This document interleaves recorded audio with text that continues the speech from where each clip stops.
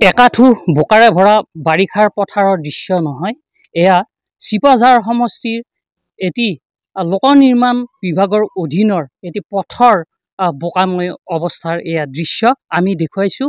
চিপাঝাৰৰ পশ্চিম প্ৰান্তত থকা বিষ্ণুপুৰৰ পৰা নাওডিঙা চকৰ মুখ হৈ চিপাঝাৰ হালধা পথ সংযোগী প্ৰায় 5 কিলোমিটাৰ দৈৰ্ঘ্যৰ এটি পথৰ অৱস্থা আমি দেখুৱাইছোঁ।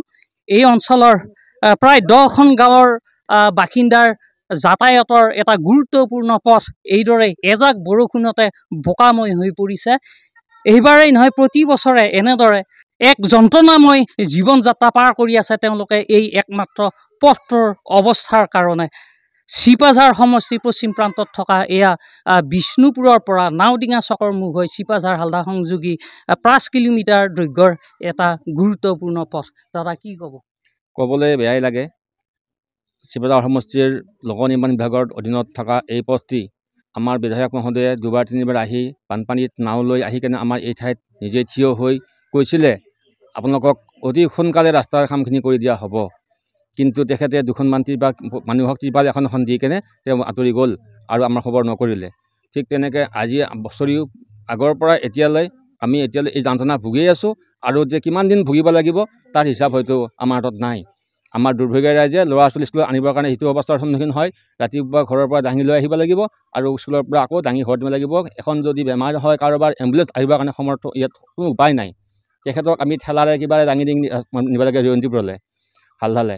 এই ক্ষেত্ৰত আমাৰ ৰাইজে আপোনালোকৰ যোগেদি আমাৰ স্থানীয় বিধায়ক মহোদয়, আমাৰ মুখ্যমন্ত্ৰী মহোদয়, ঊৰ্ধ্বতন কৰ্তৃপক্ষ সকলোলৈ অনুৰোধ কৰিছোঁ, অনুনয় বিনয় কৰিছোঁ, তেওঁলোকে যেন আমাৰ এই দুৰৱস্থাৰ পৰা আমাক মুক্তি দিয়ে। পথটো কেতিয়া মেৰামতি কৰা হৈছে? পেটটো এবাৰ মেৰামতি কৰা হৈছিলে, প্ৰায় 11 চন মানতে কৰা হৈছিলে। শিল দিছিলে। তাৰপিছত পঞ্চায়তে কেতিয়াবা অকণমান ৰিপেয়াৰিং কৰাৰ নামত কিবা এটা কৰি দিয়ে, কিন্তু তাৰ কোনো অৰ্থ নাই, কাম নহয়। যিহেতুকে 5 কিলোমিটাৰ দীঘৰ এটা পথত যদি 90,000 টকা দিয়ে কি হ'ব পাৰে সেইটোৰে।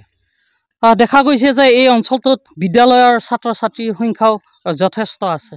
বাইদেউ কি ক'ব, আপোনালোকৰ ল'ৰা ছোৱালীসমূহ কেনেকৈ? হয়, আমি মানে বহুত দুৰৱস্থাত ভুগি আছোঁ এই ৰাস্তাটোৰ কাৰণে। তাৰমানে এই নাওডিঙা চকৰ মুখ লাওজান সংযোগী ৰাস্তাটো মানে বহুত মানে আৰু ক'বলৈ মানে দুখ লগা অৱস্থা আৰু বহুত দুৰৱস্থা হৈ আছে। তাৰমানে যোৱা ৰাতি এজন মানে ডেলিভাৰী মাইকী তাৰমানে ঠেলাত নিবলগীয়া হৈছে। তেখেতক আজি চিজাৰিং কৰিলে, কিন্তু ঠেলাত নিছে। এইখিনি অৱস্থা মানে গাড়ী নাহে, তাৰমানে ইয়াৰ পৰা গাড়ী নাযায়, নোযোৱাৰ কাৰণে তেখেত ঠেলাত নি কেনে আজি চিজাৰিং কৰিলে হস্পিটেল। মানে স্কুলীয়া ল'ৰা ছোৱালীবোৰক কোলাত লৈ যাব লাগে। মই ৰাতিপুৱা মোৰ বাচ্ছাটোক স্কুলত মানে কোলাত লৈ কেনে গৈ স্কুলত থৈ আহিছোঁ।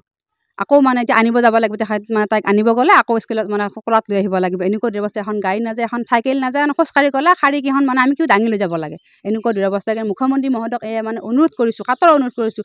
মই সকলো ৰাইজৰ হৈ মই অনুৰোধ কৰিছোঁ যে তেখেতে যাতে আমাক ৰাস্তাটো অতি সোনকালে আমাক মানে নিশ্চয় আমি পুনৰ দেখুৱাইছোঁ এই পথটিৰ দুৰৱস্থা। প্ৰায় একাঠু বোকা, গোটেই 5 কিলোমিটাৰ দৈৰ্ঘ্যৰ যিটো পথ আছে, এই গোটেই পথটোতে ঠায়ে ঠায়ে এনেকুৱা অৱস্থা। এটা লোক নিৰ্মাণ বিভাগৰ অধীনৰ গুৰুত্বপূৰ্ণ পথ। দাদা কি ক'ব?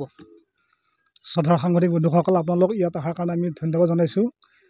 আমাৰ নাওডিঙা চকৰমুখ সংযোগী হালধা প্ৰায় 5 কিলোমিটাৰ ৰাস্তাটো, ইয়াত জনবসতি প্ৰায় 2000 ওপৰত আছে, ভোটাৰ আছে 1200। আমাৰ আমাৰ বিধায়ক মহোদয় যোৱা বানপানীত ইয়াত আহিছিলে, আহি চাই গৈছিলে, আহি পেলাই তেখেতে আশ্বাস দিছিলে ৰাস্তাটো মই দিম কম দিনৰ ভিতৰতে। তেওঁ আহি আশ্বাস দিলে, কিন্তু এতিয়ালৈকে আমাক দিয়া নাই। আগতেও আমাৰ দুজন বিধায়ক গুচি গৈছে, বিনন্দ শইকীয়া গৈছে, জনেশ শৰ্মাও গৈছে, তেওঁলোকে সেনেকৈ আমাক আশ্বাস দিছিলে, কিন্তু ৰাস্তাটো আমাক নিদিলে। কিন্তু আশ্বাস দিয়ে, কিন্তু ৰাস্তাটো নিদিয়ে। আমাৰ এই 5 কিলোমিটাৰ দীঘল ৰাস্তাটো আজিলৈকে নোহোৱাৰ কাৰণটো কি আমি ভাবিব পৰা নাই। সেইকাৰণে মুখ্যমন্ত্ৰী মহোদয় যাতে আমাৰ এই ডিষ্ট্ৰিক্ট ওচৰত যাতে হয় আমাৰ এই আপোনালোকৰ জৰিয়তে, আৰু মুখ্যমন্ত্ৰী মহোদয়ে যদি ব্যৱস্থা এটা সোনকালে কৰি দিয়ে, এইখিনি মোৰ ক'বলগীয়া। হয়, নিশ্চয় তেওঁলোকে নিজৰ অনুভৱ ব্যক্ত কৰিছে। এনে গুৰুত্বপূৰ্ণ পথ এটি ৰাইজে কেনেদৰে দুৰ্ভোগ ভুগি আছে, এই দৃশ্য দেখাৰ পিছত জনপ্ৰতিনিধি তথা চৰকাৰে কি ব্যৱস্থা গ্ৰহণ কৰে সেয়া হ'ব লক্ষণীয়।